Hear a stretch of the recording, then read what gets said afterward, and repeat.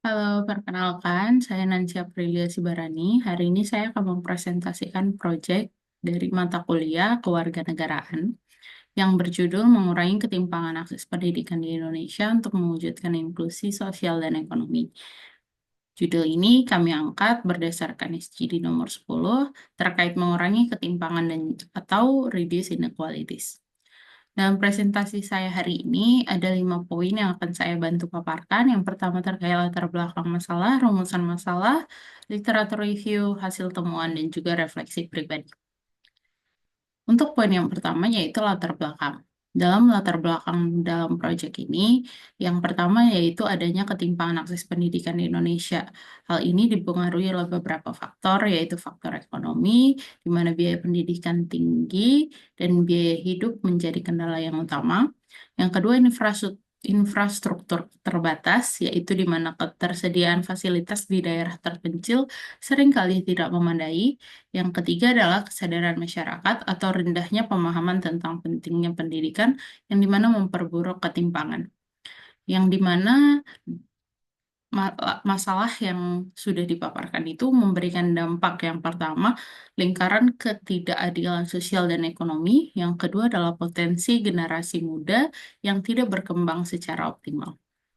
Di mana berdasarkan latar belakang tersebut, ada 3 rumusan masalah yang bisa diangkat. Yang pertama, bagaimana faktor ekonomi mempengaruhi akses pendidikan bagi siswa yang kurang mampu.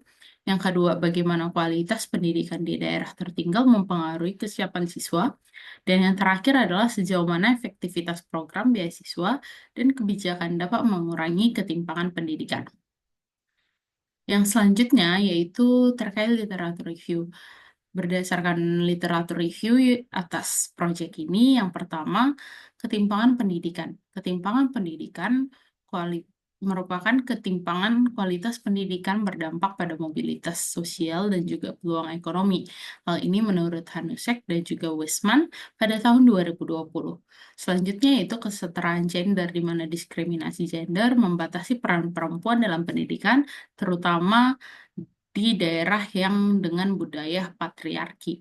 Selanjutnya yaitu solusi global, di mana teknologi digital dan pembelajaran jarak jauh terbukti efektif untuk menjangkau daerah terpencil. Yang selanjutnya yaitu arahan kebijakan atau ini berdasarkan SDG Goals nomor 10 dan 5, di mana fokus pada peningkatan inklusi sosial, ekonomi, dan penghapusan hambatan struktural untuk pendidikan yang adil. Selanjutnya yaitu hasil temuan. Dalam proyek ini, kami menemukan beberapa hasil temuan. Yang pertama, hambatan ekonomi, keterbatasan infrastruktur, dan juga kesadaran masyarakat.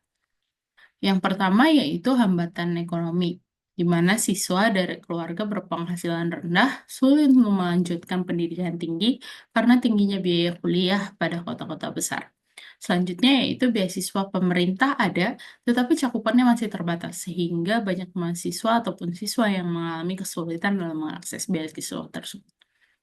Yang ketiga adalah banyak siswa terpaksa bekerja pada waktu, di mana ini dapat mengganggu fokus mereka ketika sedang menempuh pendidikan itu sendiri.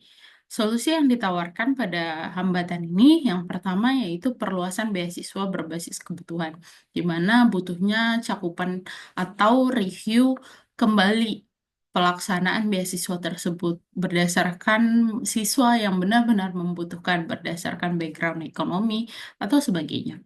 Yang kedua yaitu adalah bantuan transportasi dan akomodasi bagi siswa dari daerah terpencil. Ini sehingga membantu mereka untuk langsung siap pergi ke sekolah ataupun akses pendidikan gitu, tanpa adanya hambatan untuk mengakses sekolah tersebut. Ini berkaitan juga pada yang kedua, yaitu keterbatasan infrastruktur pendidikan, di mana seringkali sekolah di daerah terpencil itu minim fasilitas seperti ruang kelas yang layak, laboratorium, dan sebagainya. Jarak juga ke sekolah mempengaruhi banyak siswa harus membutuhkan effort ekstra seperti menempuh perjalanan hingga lebih dari 10 kilometer setiap hari.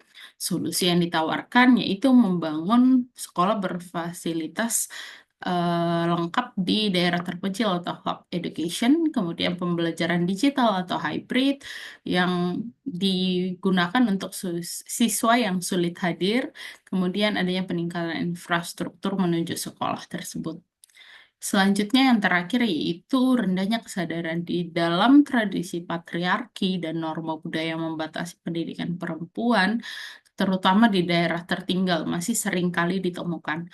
Kemudian orang tua yang memprioritaskan kebutuhan lain di atas pendidikan anak. Ini juganya kurangnya akan manfaat jangka panjang. Mungkin solusinya ada seperti kampanye pendidikan berbasis komunitas untuk meningkatkan kesadaran, pelibatan tokoh masyarakat untuk mendorong pentingnya pendidikan itu sendiri, dan juga program beasiswa untuk khusus perempuan untuk mendorong partisipasinya. Dalam proyek ini ada refleksi pribadi yang dapat saya ambil, yaitu memahami pentingnya bahwa ketimpangan pendidikan adalah masalah yang kompleks dan butuh pendekatan yang multidimensi.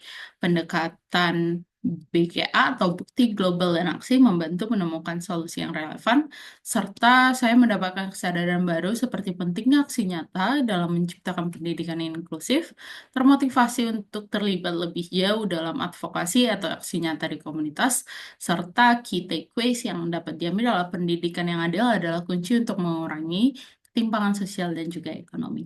Sekian presentasi dari saya. Terima kasih.